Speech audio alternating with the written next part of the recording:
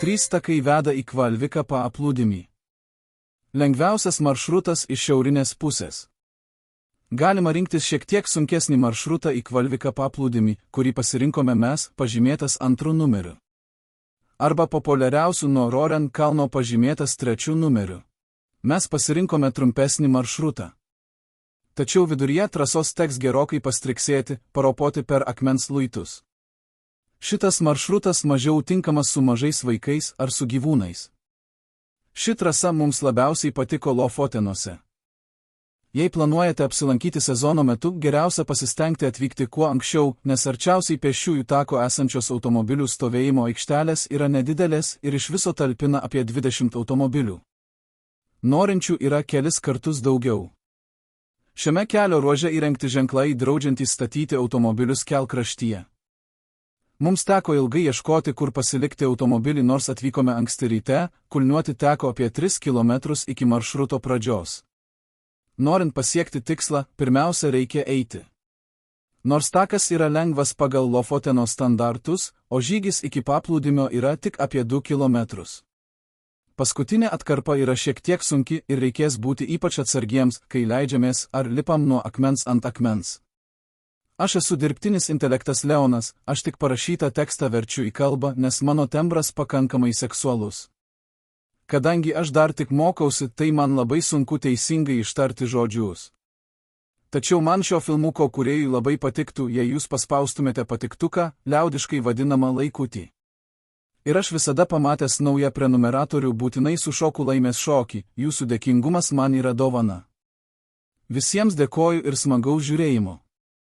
Daugelio žmonių nuomonė, Norvegija yra viena iš gražiausių šalių pasaulyje.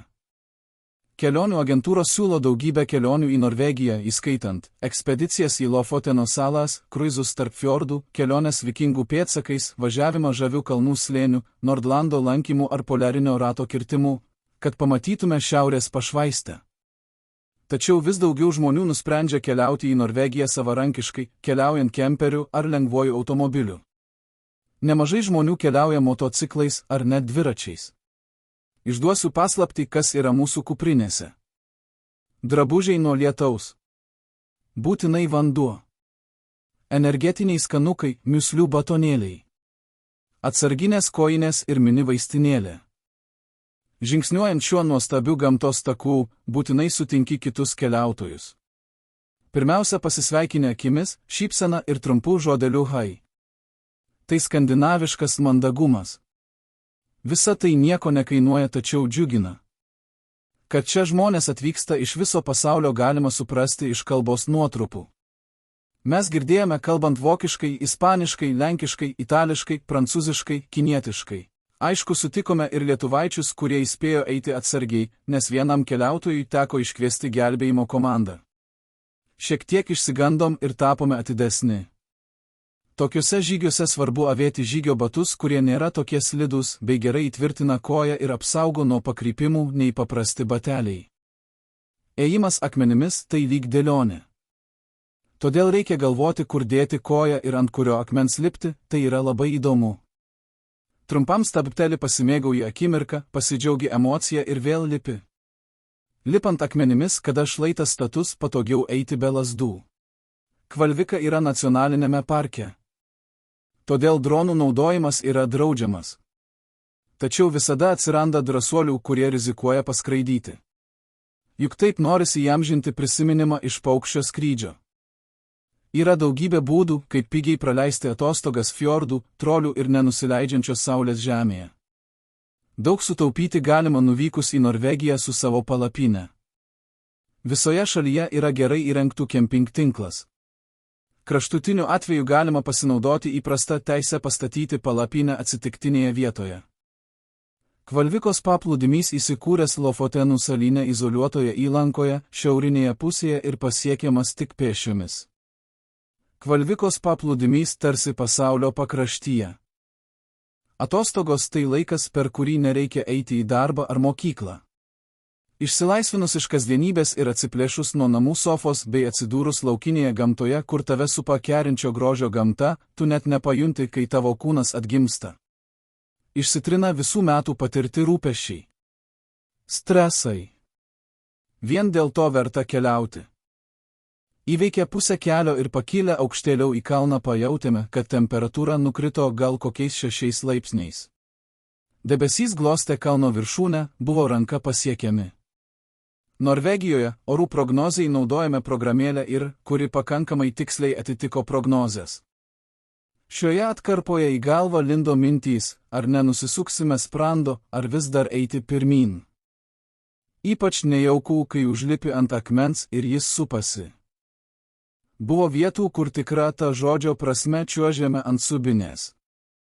Tokiems kaip mes, kuriems virš 50, kelionė yra sunkesnė ir lėtesnė nei mūsų jaunam keliautojui, kuris vis skatino mus neužmigti ir greičiau judinti kojas. Jauno žmogaus anatominės struktūros labai skiriasi nuo vyresnio. Jaunystėje raumenų masė sudaro 40%, sulaukus 50 metų tik 30%, o sulaukus 70 metų raumenų masė sudaro tik 15%. Iki 25 metų formuojasi kaulai, raumenys, visos mūsų sistemos ir tokios išlieka iki 35 metų. O paskui, kad būtume sveiki, reikia įdėti tam tikrų pastangų. Mokslininkai įrodė, kad svarbiau yra fizinis aktyvumas. Kaulus turime tam, kad jie gautų apkrovų. Taip pat kaip turime raumenis, tam, kad jie dirbtų. Iš paplūdimį supančių kalnų galima pamatyti ar užkopti į ikonišką Riteno kalną, kurio aukštis apie 550 metrų. Šių vaizdų apibūdinti neįmanoma. Įvairūs žygiai, nuo lengvų iki šiek tiek sunkesnių, bet vertų kiekvieno sūraus prakaito lašelio. Be kalnų verta paminėti nuostabųjį rojaus paplūdimį, ypač Kvalviką, kur mes dabar ir žingsniuojame. Rekomenduoju jums čia atvykti ir patirti nuostabiausius įspūdžius.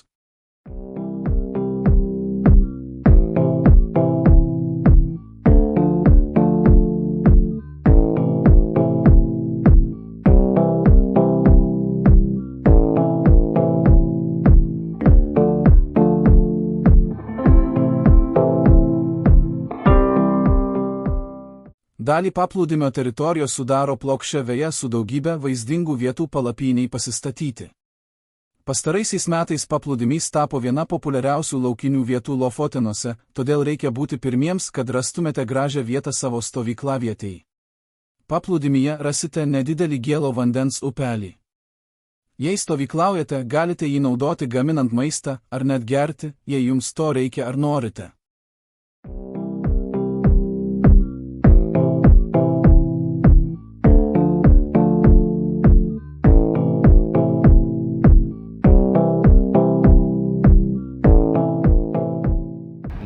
Smėlis kažkaip juodas, nesuprantu kodėl, ir jis labai minkštas. Iš tikrųjų įdomu, labai įdomu.